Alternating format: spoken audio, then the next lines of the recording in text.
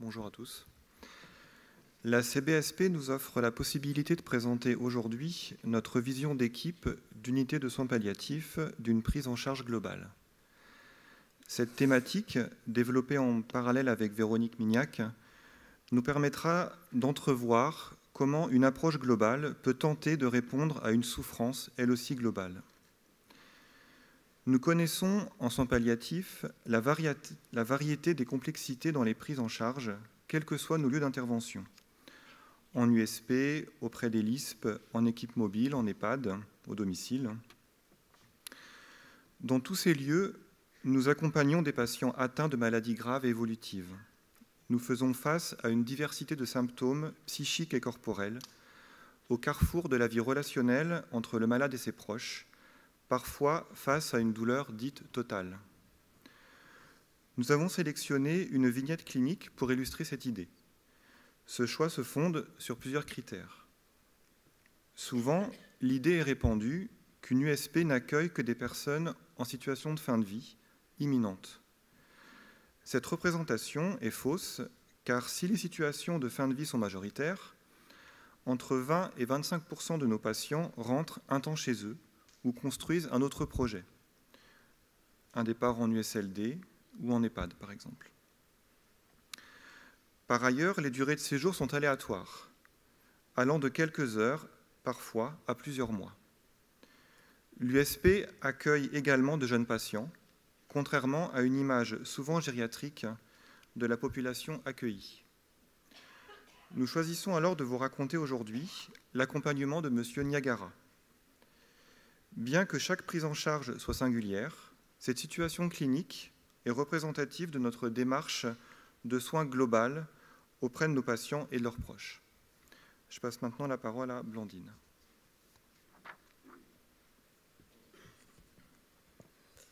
Bonjour. Monsieur Niagara est un homme jeune. Il a 54 ans quand il entre dans notre service. Il est diagnostiqué 16 ans plus tôt d'un glioblastome multifocal avec une atteinte cérébelleuse. Il est marié, père d'une petite fille de 11 ans. Il a aussi sa mère, un frère et un bon réseau d'amis très soutenants. Le couple sait tout de suite l'issue de la maladie et décide ensemble de profiter de la vie. Ils aiment les voyages, la musique, d'où le pseudonyme de Monsieur Niagara, ce n'est pas son nom évidemment. Il aime les arts de la table, la nourriture, on en parlera beaucoup et de tous les pays. Les vins, la conversation. Il a un caractère enjoué, il est plein d'humour et c'est son mode de communication privilégié d'ailleurs avec nous. À la maison, il y avait l'HAD qui était là, l'hospitalisation à domicile, en version plutôt rééducative au départ. L'entrée à l'USP est motivée par une altération de l'état général, une dépendance fonctionnelle croissante, une dégradation aussi des capacités de communication et des troubles du comportement, une agressivité verbale, de l'agitation, qui mettent en péril la dynamique familiale. Il est accueilli à l'USP donc de Rennes, 5 mois, jour pour jour. Son altération de l'état général a été très lente et fluctuante sur tous les points de vue. Les capacités motrices, les capacités cognitives, mais aussi dans les capacités sociales. La fluctuation a impliqué une adaptation quotidienne de notre part. Nous avons dû évaluer chaque jour ses capacités mobiles et praxiques. Est-ce qu'il peut marcher seul aujourd'hui? Est-ce qu'il faut l'accompagner? Est-ce qu'il faut l'inciter avec un guidon de transfert à participer à son lever? Ou est-ce qu'il faut passer au lève-personne? Face à la dégradation progressive, nous proposons à chaque fois des aménagements. Un fauteuil roulant confort, l'installation au manteau-banc, la mise en place du manger-main pour respecter ses plaisirs, le matelas au sol pour quand le risque de chute devient important. Ensuite, nous évaluons aussi tous les jours sa disponibilité psychocorporelle et son énergie. Est-ce qu'il a la force de prendre une douche? Est-ce qu'il préfère une toilette au lit? Est-ce que juste un rafraîchissement suffira? Est-ce qu'il veut se lever ou pas? ou plus tard. Nous faisons face aussi à une aggravation neurologique entraînant des troubles majeurs de la communication, le manque du mot, la perte du fil de la pensée, l'aphasie et les troubles cognitifs qui sont toujours présents, la confusion, la désorientation temporo-spatiale. Nous en profitons ici pour souligner l'importance des prises en charge précoces qui permettent de connaître les gens et de garder ainsi leurs habitudes le plus longtemps possible, de créer un lien de confiance aussi avec les proches. Au maximum, nous personnalisons le quotidien. Pour Monsieur Niagara, c'est dormir torse nu, se raser tous les jours, profiter de la balnéothérapie régulièrement, regarder des documentaires sur Arte et du coup manger. Le confort est au cœur de notre pratique, mais nous sommes témoins aussi d'une souffrance physique parfois, avec des céphalées, avec des soins qui peuvent être douloureux, comme les sondes urinaires, les installations et des choses comme ça. Mais il y a aussi une souffrance plus globale, psychique, spirituelle et sociale. C'était déjà présent au domicile, et ça s'exprime par des troubles du comportement. Cette souffrance peut être illustrée par la peine de ne pouvoir s'exprimer. Il abandonne souvent ses phrases, il s'arrête. Il a un langage infraverbal présent, mais est-ce que c'est fiable? Par exemple, il nous dit oui et non. La plainte de l'ennui de ne pas pouvoir vraiment prendre l'air, de ne pas être acteur de ses sorties. Le parc de la structure ne suffisait plus, c'est un homme qui aimait voyager. La crainte de se dégrader progressivement, ce dont il est conscient. La fatigue qui limite les interactions avec ses proches, donc toute sa famille et ses amis, mais aussi la peur d'être un poids pour l'autre. Monsieur, malgré tout, fait bonne figure. Il est le plus souvent souriant, voire jovial. Quand il veut couper la relation, il ferme les yeux et il se tourne physiquement. Ces présentations psychocorporelles nous invitent alors presque à deviner son vécu psychique, qui demeure malgré tout intime et mystérieux. Ce témoignage passif de la souffrance nous a beaucoup mobilisés et nous avons pensé des projets d'accompagnement, notamment pour soutenir la vie familiale. Atelier culinaire, on a fait des cookies avec sa fille, où on leur a proposé de faire à manger dans le service, d'apporter des choses de l'extérieur. Du coup, on a dressé des belles tables aussi pour pouvoir faire des repas en couple.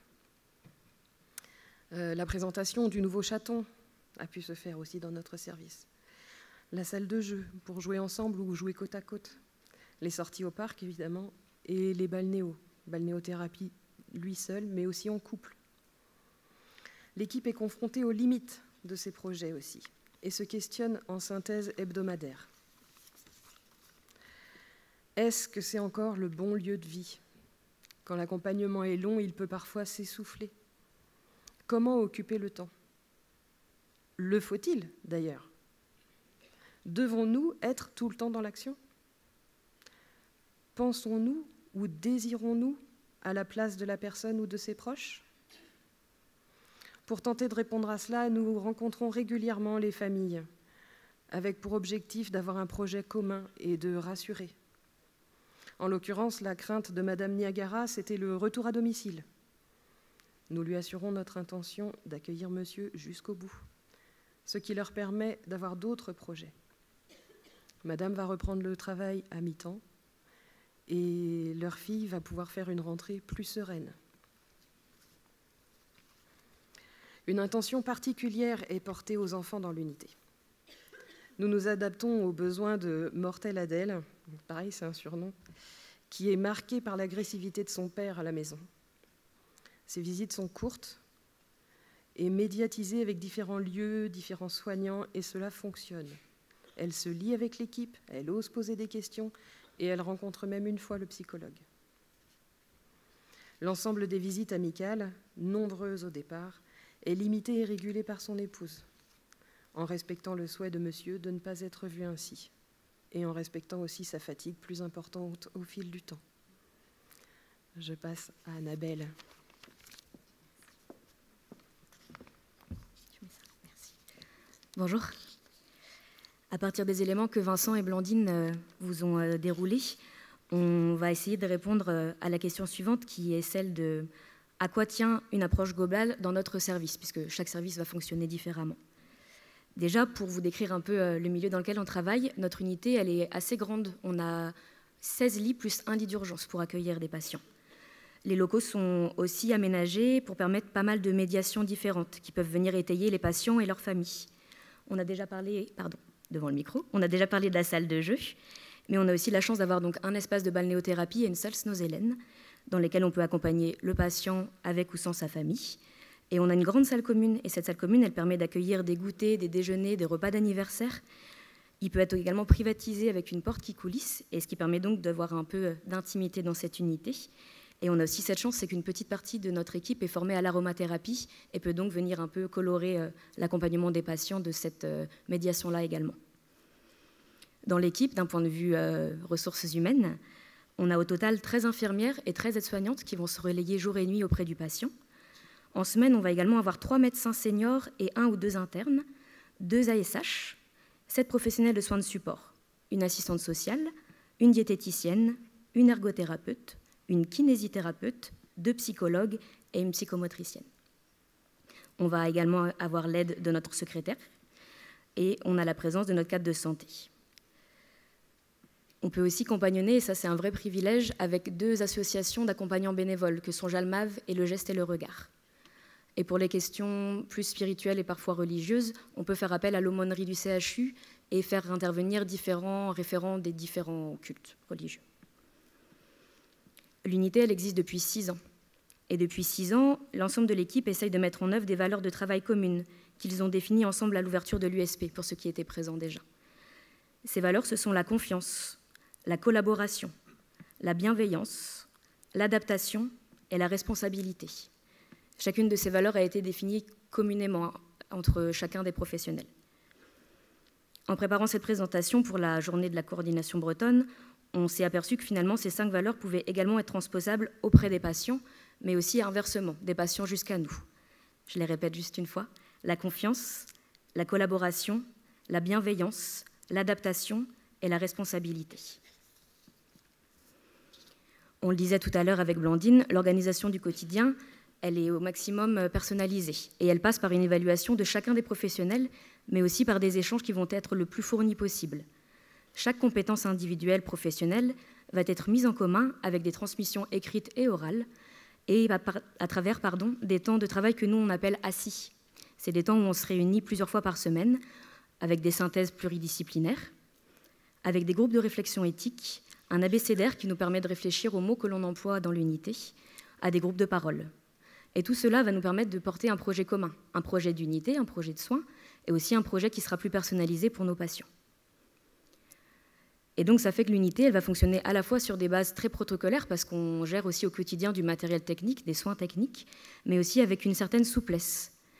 Finalement, on a assez peu de freins dans le quotidien, avec un ajustement constant de l'imagination, on en parlait tout à l'heure, et aussi du relais si nécessaire, quand vient parfois l'essoufflement. Le soin part toujours d'une intention, et je pense que c'est un mot qui est important dans nos pratiques, et cette intention-là, elle permet des improvisations, notamment lorsque les patients ne savent pas, ne peuvent pas, ne veulent pas ou ne veulent plus répondre à nos questions. Et nous sommes conscients de pouvoir là dépeindre un fonctionnement qui est privilégié. Tous les professionnels qui travaillent en soins palliatifs n'ont pas la chance d'avoir ces fonctionnements à la fois humains et matériels, mais néanmoins, je pense qu'on peut se mettre d'accord chacun, qu'on exerce avec un certain idéal nos fonctions, peu importe laquelle. Le patient, il va être au cœur de notre projet de soins, et ça, c'est important. On va partir de lui, de ce qu'il veut, et c'est en partant de ça qu'on peut le soutenir et l'accompagner au maximum. Jamais l'inverse, et là encore, c'est un idéal. Cela vaut pour les projets du quotidien, mais aussi pour une échelle un peu plus vaste du projet de vie. Les personnes que l'on rencontre, on les rencontre à un moment singulier de leur existence. Et une approche dite globale implique donc de faire avec ce qu'il est, ou ce qu'il veut bien nous montrer de ce qu'il est, au-delà d'une pathologie et de symptômes présents. Et dans cette idée, on a réfléchi ensemble sur l'idée que la connaissance va être un pilier. La connaissance du patient, d'abord, ça c'est évident, une connaissance du dossier médical pour savoir où l'on va, mais surtout la possibilité de faire connaissance, d'entrer en relation pour finalement nous connaître réciproquement, à la fois le patient et les personnels de l'équipe. Cette connaissance, on la voudrait également vis-à-vis du collègue, en tant qu'aide-soignante, en tant qu'infirmière, que psychologue, que psychomotricienne, etc. On va chacun avoir nos spécificités, et le fait de connaître la fonction de l'autre et ses compétences, ça peut faciliter le fait de travailler avec ou d'être avec le collègue en tout cas, et de comprendre sa démarche. Enfin, la connaissance de soi en tant que professionnel, pour avoir confiance en ses propres qualités, en ses compétences, et pour pouvoir être conscient au maximum de ses limites peut-être. On considère que tout ça peut être facilitant pour le travail que l'on mène auprès des patients. Et il est parfois compliqué d'être ensemble ou d'articuler nos pratiques. La notion d'interdisciplinarité est souvent mise en avant de manière fantasmée. Alors quand nous nous sentons démunis face à la souffrance d'un autre, il est naturel de vouloir démystifier cette souffrance à tout prix, d'avoir une action sur elle. Les soins palliatifs, c'est tout ce qu'il reste à faire quand il n'y a plus rien à faire. Et il est des souffrances face auxquelles nous demeurerons impuissants. Néanmoins, nous avons la chance d'être amenés à tisser des liens relationnels, des liens humains, des liens théoriques à une échelle institutionnelle, régionale, voire nationale. Et des liens que l'on va créer, comme ceux que l'on crée aujourd'hui, peuvent aussi nous amener à penser globalement nos pratiques et de ce fait les enrichir. Je vous remercie.